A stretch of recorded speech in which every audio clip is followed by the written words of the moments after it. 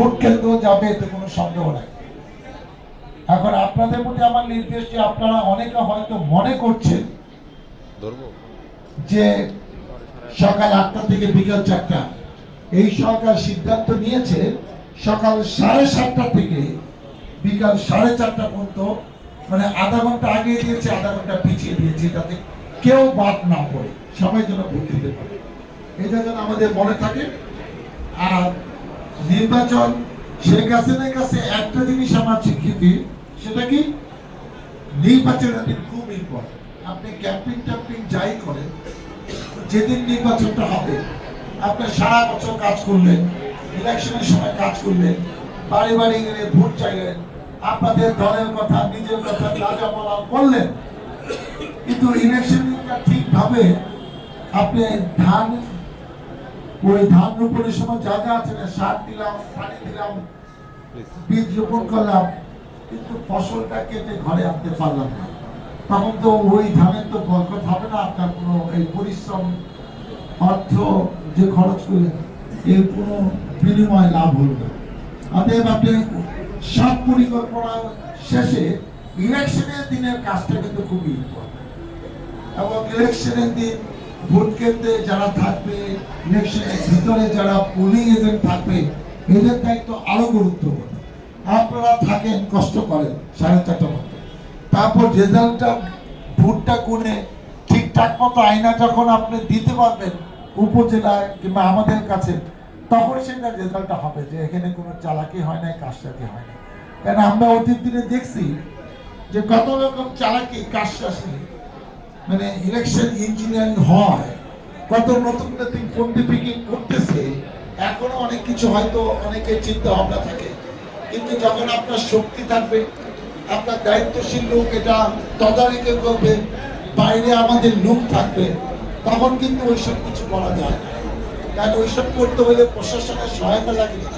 প্রশাসন আমার কাছে মনে হয় নিউট্রালি আছে, আর বাইরের শক্তি লাগে। প্রশাসন যখন সহযোগিতা করে, তখন বাইরের শক্তি এমনি বেড়ে যায়। এখন তো আমরা 17 বছর ধাক্কা মুটাকে আমাদেরও মনে বল অনেক শক্ত।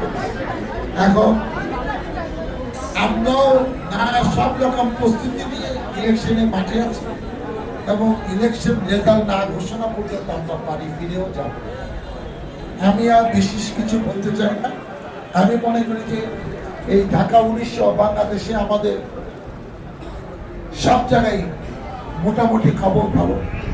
আমরা বিশ্বাস করি, আমরা মানে আত্মবিশ্বাসী এই কারণে যে আমাদের সকলে প্রিয় নেতা, তিনি 17 বছর কষ্ট করেছেন এই দলেরকে, মানে এত বছর জীবন বাজি রেখে হাল দলে দলটাকে রক্ষা করেছেন।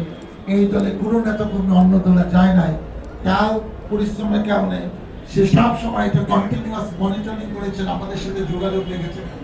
সেই নেতা এখন দেশে, সে যেখানে যাচ্ছে হাজার হাজার লক্ষ লক্ষ লোক সমাগম করেছে, তাতে আমরা বুঝতে পারছি যে মানুষেরও আগ্রহ আছে তার প্রতি, এবং সেকে এই বিএনপি কান্ডারি, ধানের শীষের কান্ডারি, অতএব তার প্রতি আগ্রহ মানে বুঝাই গেছে ভোটাররা তার দল, তার দলের প্রতি, ধানের শীষের প্রতিও মানুষের আগ্রহ পাওয়া।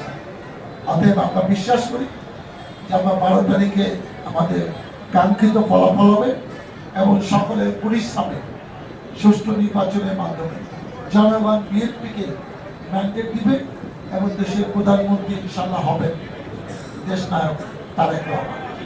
আমি আপনাদের কাছে বিনীতভাবে অনুরোধ করি যে আপনারা ইতিমধ্যে কাজ শুরু করে দিয়েছেন। আজকে আপনাদের প্রার্থী কথা শোনার পরে আপনারা কালক্ষেপণ না করে আপনারা কাজ চালিয়ে যান। আমাদের একটা কর্মসূচি আমরা 28 তারিখে দিয়েছি, সেখানে মানে 7, 8, 9 নাম্বারে আমাদের কর্মসূচিটা আমার ফেসবুকে দিয়েছে।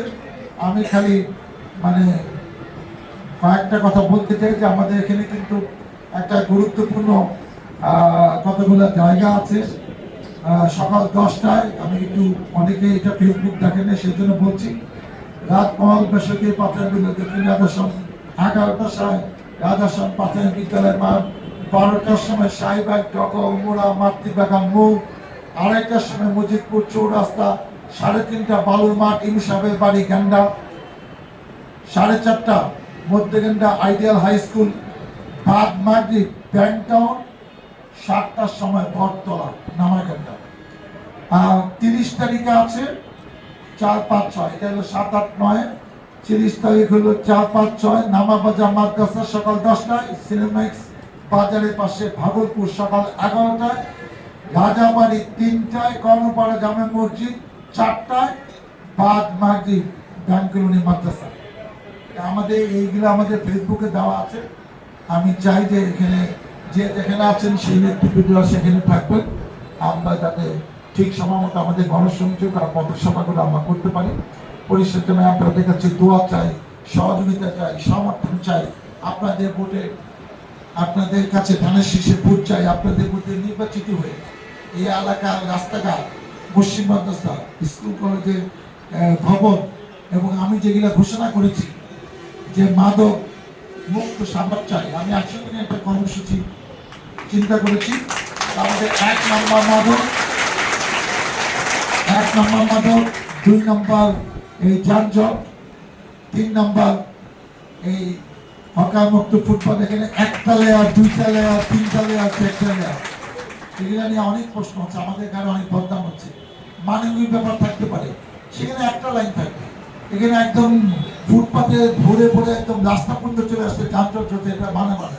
এত মানবিক দেখতে গেলে মানুষের নিরাপত্তা বিঘ্নিত হচ্ছে। আর যদি মানবিকই ব্যাপার থাকে তাহলে ওইখান থেকে ডেইলি চাঁদা নিচ্ছে কে? আবার সেই চাঁদা নিবে কেন? তাহলে তো এদেরকে বলে দিতে হবে যে এখানে কেউ চাঁদা নেয় না, এরা এখানে এটা করবে, আমরা এই পর্যন্ত চালাতে হবে। সেই জিনিসটা এটা বিএনপি যারা দোষ করছে, কখনো কখনো বড় বড় নেতাদের নামে দোষ হচ্ছে, কখনো কখনো আমার দিকে আঙুল তুলতেছে যে আমি সব জেনে শুনে কেন এগুলো সহ্য করছি, তাহলে কি আমিও ভাগ পাই কিনা। আর সর্বশেষ হলো আমরা এই যে বাড়ি করতে গেলে চাঁদা দিতে হবে, বাড়ি করতে গেলে ইট বালি সিমেন্টের ব্যবসা আমাদের দিতে হবে, এগুলো আমরা সারা অসুবিধা দেখতে চাই না। আমাদের নেতা কর্মী অনুরোধ করবো, ভাই আমরা ভালো ব্যবসা করি, বাড়ি মালিক যেভাবে ইচ্ছা সেভাবে বাড়ি বাড়ান, ওইসব জায়গায় আমরা যেন ইন্টারফেয়ার না করি। অনেক মহল্লা এইসব কমপ্লেন আছে, আমি সেই সব মহল্লার নাম বলবো না, কিন্তু কোনো বাজে ছেলে আমাদের নাম ভাঙে আওয়ামী লীগের মতো, তারা আমাদের বদনাম করে 5 বছরে আমাদের খায় গিয়ে চলে যাবে, আর 5 বছর পরে বিএনপি ক্ষমতা আসবে, অন্য দল আসবে, সেই সুযোগ নাই। প্রথম মাস থেকে এটা খেয়াল করবো এবং এইসব সমস্যার জন্য তারা ফোন করার দরকার নেই, আমাকে ফোন দেবেন, আমি আমার শক্তি দিয়ে এটা মোকাবেলা করবো। 01722222208 আমার ফোন দিয়ে। আমার এই চেহারা দেখে আপনারা বুঝতেছেন না, আমার চেহারা চেঞ্জ হয়ে যাবে। আমি কিন্তু তখন দলের সুনামটাকেই রক্ষা করবো, আমি আর কাউকে চিনি না, কে কাউকে ছিলেন না। আমি যেগুলো বলে দিলাম এগুলো আপনারা সতর্ক থাকেন। ওই মনে মনে ভাবতে পারেন পুরান পাগল বাদ পায় না, নতুন পাগল জুড়ছে, কিন্তু যখন অ্যাকশন শুরু হবে, একজনকে ধরে আনবেন এবং তাকে যখন ছুটাইতে পারবো না আপনার নেতা, তখন বুঝবেন যে না, ওনার কথা এখন কাজ লাগতেছে। দল থেকে বাঁচাইতে হবে। এই 17 বছর আমরা সবাই নষ্ট করছি এবং জনগণ আমাদের দিকে তাকায় আছে। আপনি আমি চ্যালেঞ্জ দিয়ে বলতে পারি, এবার যদি দল দায়িত্ব পায় এবং ঠিকভাবে দেশ পরিচালনা না হয়, আমরা আরো অনেকে যদি ঠিকভাবে আমরা নেতৃত্ব না দেই, আপনি 100% শিওর থাকুন এরপরে 5 বছর কিন্তু বিএনপি আবারও ক্ষমতার থেকে বাইরে চলে যাবে। এবং এই মুহূর্তে বিএনপি বাইরে গেলে কে ক্ষমতা আসবে আপনারা ভালো জানেন, এবং তারা যদি ওই পক্ষ যদি ক্ষমতা আসে আবার 15-20 বছরের জন্য দেশ কিন্তু অন্য তরিকায় চলে যাবে।